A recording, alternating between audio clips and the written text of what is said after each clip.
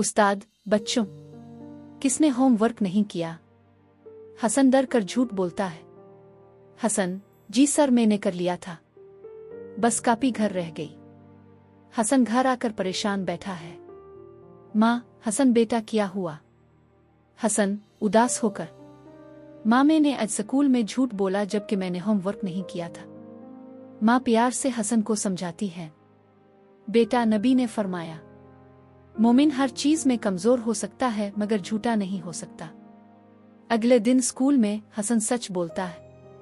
हसन कहता है, सर कल मैंने झूठ बोला था, होमवर्क नहीं किया था, माफ कर दें।